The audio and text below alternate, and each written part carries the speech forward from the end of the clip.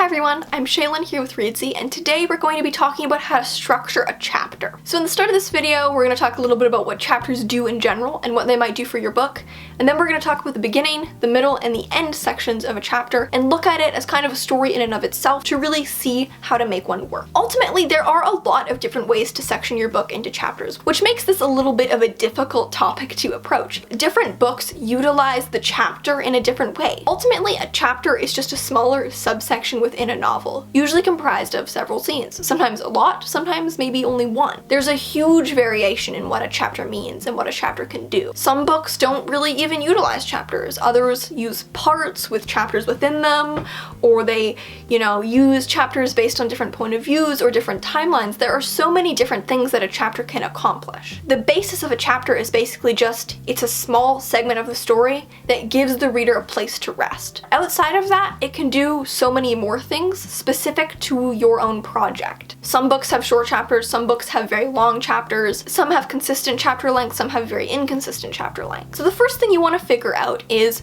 not just what a chapter is in general, but what is a chapter in my book? Because the definition of a chapter is going to be different depending on how you're using the chapter in your specific piece. What is the pattern of chapters in your book? What is the rule of a chapter in your book, you could say? If you have multiple point of views, how are they divided? Do we alternate? Do we rotate? Is it in a specific order always? Does it change up? Do we have multiple point of views in one chapter? How long are the chapters going to be? Are they going to be kind of the standard 2,000 to 5,000 range? Are they going to be very short vignette style chapters? Are you going to have these very long, epic, sprawling chapters that go on for 50, 100 pages? Are the chapters divided in a very specific way, such as based on the year, or based on the season, or based on your character's age? And what does a chapter do for the plot in your story? In what way does a chapter in your book advance the plot? In a big step, in a little step, in a specific kind of step that means a specific kind of thing? In my book, personally, I like to think of every chapter as being based around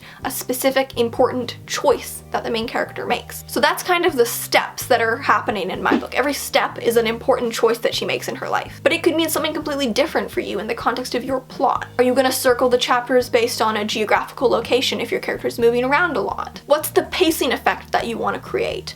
Lots of short little chapters create a quick, almost sprinting effect, or longer chapters which can be more meditative and more slow-paced. What about scenes within your chapters? Longer scenes, shorter scenes, lots of little scenes in a long chapter, one long scene in a short chapter? There are so many ways that this can all be puzzled together.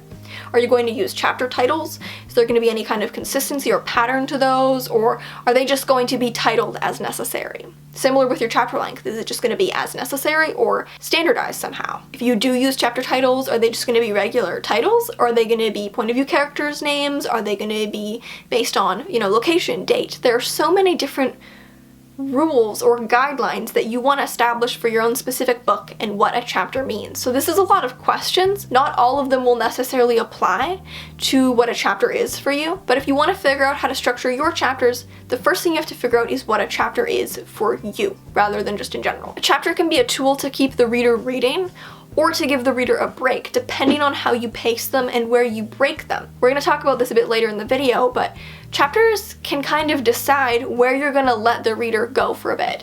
Where you're going to say, no, you should keep reading, and where you're going to say, it's okay, or you can close the book for now. You're trying to figure out how long your chapters should be. This is a common question. They can be as short as you need them to be, they can be as long as you need them to be, but if you want some guidelines, I'll leave a link in the description to a post on chapter length, so you can kind of have a look at what's standard and some different examples of different books and how they use chapter length. So that said, let's talk about the internal structure of a specific chapter. And let's start at the beginning of the chapter. Like in the start of a short story or the beginning of any piece, the start of a chapter should draw the reader in, but it should also flow naturally from the point of the previous chapter. So there are different ways that you might want to begin the chapter based on where you are in the book. You might start with a bit of narrative summary if there are some things you need to explain or clarify from the end of the last chapter.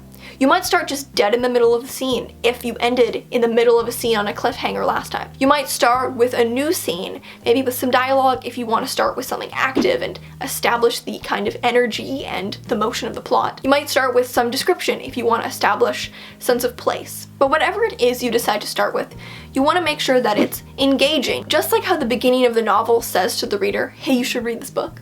The beginning of a chapter says to the reader, hey, I know you put this down last time, but you should really pick it up again and keep reading. So next up is the middle. Now, ideally, through the middle, what you want to do is move towards creating a tangible change in the storyline. If you can't really find a change in the chapter, that's a sign that the events of the chapter aren't working hard enough, or maybe they aren't even necessary. The goal for every single chapter in your book and every single scene, but you especially want this to be tangible on the chapter level, is that a change has been made. For that reason, if you have shorter chapters, it's generally going to lend to a quicker pace because we're going to have a lot of changes in every single chapter. If you have longer chapters, you might want to consider multiple changes within the chapter leading up to kind of the main change that's probably going to happen at the end of the chapter. Personally, I like to see my chapters as a kind of very open-ended short story. So I like to focus them all around a key development or event so that I know what belongs in this chapter. So this scene ties into this development, so it goes here, whereas this scene, which ties into a different development, goes here.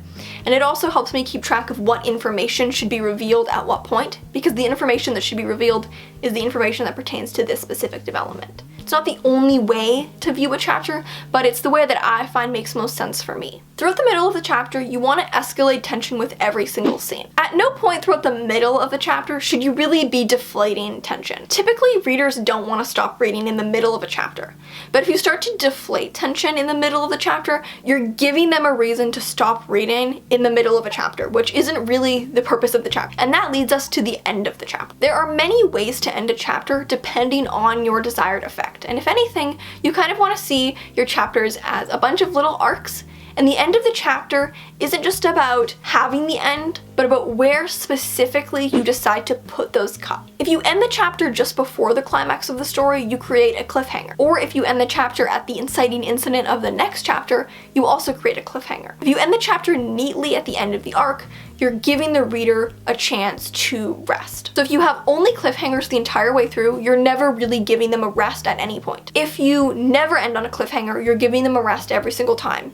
That might be something that you want to do if you're writing with very long chapters, or it's just not a very cliffhangery type of book. Or maybe you're writing a thriller and it makes sense for almost every chapter to end on a cliffhanger. Many writers like to think of their chapters as alternating through highs and lows. So basically, if the character starts at the beginning of the chapter with a success or at an emotional high point, then by the end of the chapter they should have experienced a defeat and be at an emotional low point. And vice versa. If they start at an emotional low point, they end with a success at an emotional high point. This isn't a rule that you always need to follow, but it is a helpful guideline in order to make sure that you've created that change. If the character has gone from a low point to a high point or a high point to a low point, then that's a good sign that you've probably had adequate and significant change in the plot and the character. The end of the chapter also might be where you choose to resolve some of the tension. Now, you never really want to resolve all of the tension because this is a novel, and you want to maintain tension going until the very end of the book. But if you are trying to give the reader a point of rest,